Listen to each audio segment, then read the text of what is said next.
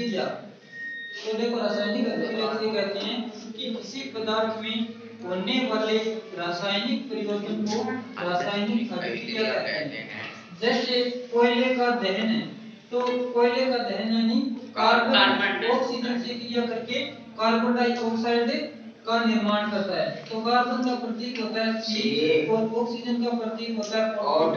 तो C+O2 मिलकर CO2 का निर्माण करते हैं। ये हो गया कोयले का दहन। इसे क्या कहते हैं? रासायनिक अभिक्रिया। ये एक रासायनिक अभिक्रिया है। देखो प्रतीकों के रूप में लिखना ही रासायनिक अभिक्रिया है।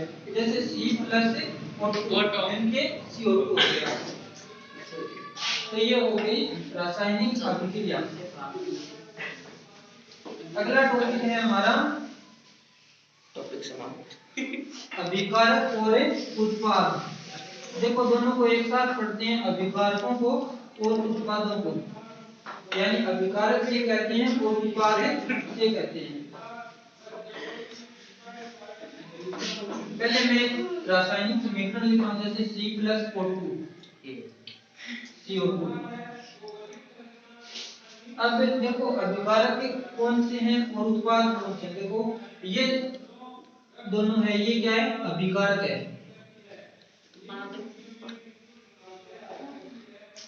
इनसे मिलकर के CO2 का निर्माण हो रहा है, तो ये क्या है? उत्पाद है। यानी दो चीजें मिलती है वो तो क्या होते हैं? अभिकारक होते हैं। और जो आगे तीर के आगे बनता है उसे कहते हैं उत्पाद। अब देखो अभिकारक की अगर परिभाषा लिखो तो ऐसे लिखना कि जिन्हें तीर के निशान के बाईं ओर लिखा जाता है। ये देखो बायां भाग है, तो जिन्हें तीर के निशान के बाईं ओर लिखा जाता है उसे अभिकारक कहते हैं। और उत्पाद देखो किस साइड है? तीर के निशान के कौन सी साइड है? दाईं साइड है। तो जिन्हें तीर के निशान के दाईं ओर लिखा जाता है उन्हें उत्पाद कहते हैं। ये हो गए अभिकारक और उत्पाद। परिभाषा लिख देना दोनों।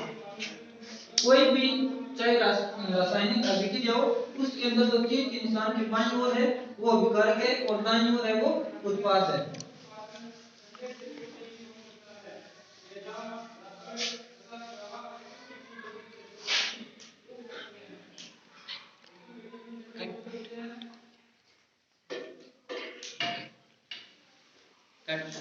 अगला टॉपिक है हमारा रासायनिक समीकरण। रासायनिक समीकरण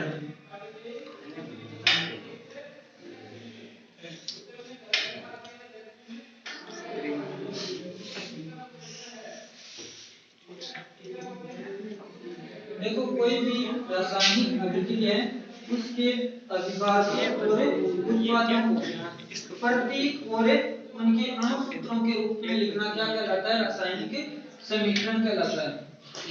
तो देखो वो वापस वही समीकरण ले रहा हूं मैं, C+O2 यानी कार्बन डाइऑक्साइड प्लस ऑक्सीजन क्या बनता है? Carbon dioxide. कार्बन डाइऑक्साइड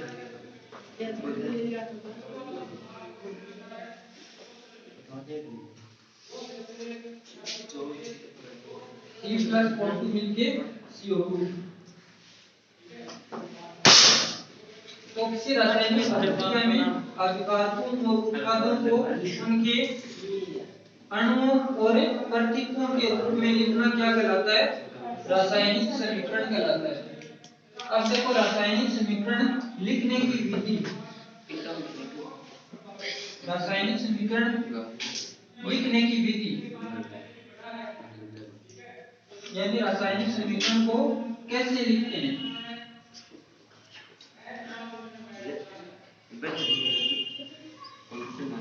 तो रासायनिक समीकरण को लिखने की विधि, तो सबसे पहले क्या करोगे कि इसके अंदर जो अभिकारक है उनके बीच में क्या लगाएंगे? तीर का निशान।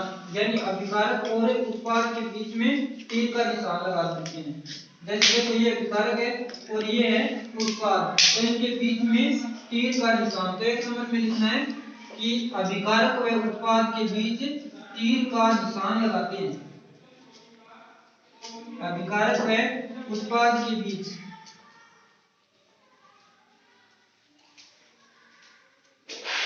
तीर का निशान।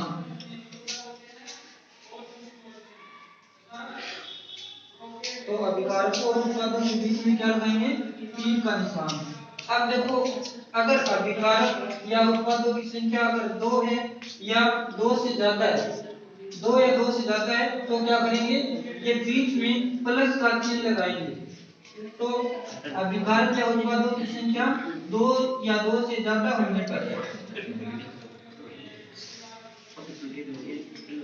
अभिकारक या उत्पादों की संख्या 2 या 2 से ज्यादा होने पर तीर का निशान लगाएंगे। प्लस का निशान लगाएंगे। तीर का निशान तो अभिकारक और उत्पादों के बीच में लगता है, और प्लस का निशान है वो, यानी अगर 2 अभिकारक है तो इनके बीच में लगेगा, या 2 उत्पाद है तो इनके बीच में लगेगा। संख्या ज्यादा होने पर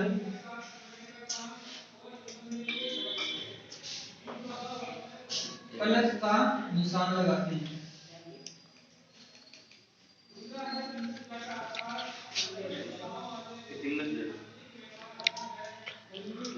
तीसरा इसके अंदर लिखना है, अगर कोई पदार्थ में या किसी रासायनिक समीकरण के अंदर गैस बन रही है या अवक्षेप बन रहा है, यानी कोई रासायनिक समीकरण पूरी होने के बाद में अगर कोई अवक्षेप बनता है, तो हम क्या लगाएंगे? तीर का निशान ऊपर की तरफ। अगर कोई गैस है तो तीर का निशान ऊपर की ओर लगाते हैं, ऐसे ऊपर की ओर। या कोई अवक्षेप बनता है, अवक्षेप बनता है, तो ये तीर का निशान नीचे की ओर लगाएंगे। यानी गैस है, वो गैस किसी पात्र में है तो वो ऊपर की ओर होती है। कोई भी अगर पदार्थ है या कोई पात्र है तो गैस ऊपर की ओर होती है, और अवक्षेप होता है वो नीचे तल में जाके जम जाता है। तो इस कारण गैस का निशान ऊपर की ओर लगाते हैं, अवक्षेप का नीचे की ओर लगाते हैं। ये हो गई रासायनिक समीकरण लिखने की विधि।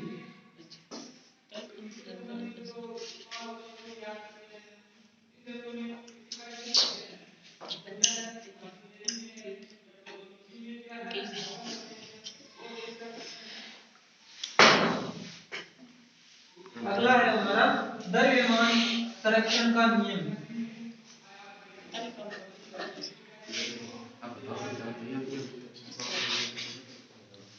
अगला टॉपिक है द्रव्यमान संरक्षण का नियम।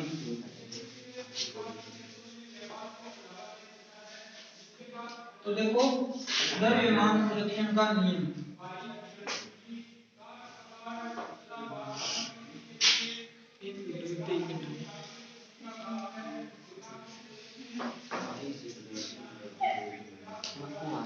पहले इसको समझो, बाद में लिखेंगे। द्रव्यमान संरक्षण का नियम क्या होता है कि कोई भी रासायनिक समीकरण या रासायनिक अभिक्रिया होती है, तो उसके दौरान हम जितना पदार्थ लेते हैं उतना पदार्थ रासायनिक समीकरण या अभिक्रिया पूरी होने के बाद हमें प्राप्त होता है। जैसे हम 2 केजी लकड़ी का दहन करवाते हैं, 2 केजी लकड़ी का क्या करवाएंगे? दहन करवाते हैं, तो हमारे पास जो धुआं और राख प्राप्त होती है वो 2 केजी ही प्राप्त होती है। तो बताओ, किसी रासायनिक समीकरण पूर्ण होने के दौरान द्रव्यमान में कमी हुई है या नहीं हुई है? नहीं हुई है। क्यों नहीं हुई है? क्योंकि जितना हम पदार्थ लेते हैं उतना ही हमें प्राप्त होता है। ये बात द्रव्यमान संरक्षण का नियम कहता है। यानी परिभाषा में लिखना है कि किसी भी रासायनिक समीकरण में, रासायनिक अभिक्रिया के दौरान हम जितना पदार्थ लेते हैं या जितना द्रव्यमान लेते हैं उतना ही द्रव्यमान हमें प्राप्त होता है। यानी द्रव्यमान की न तो कभी कमी होती है और न ही हमें लाभ होता है। तो इसे द्रव्यमान संरक्षण का नियम कहते हैं।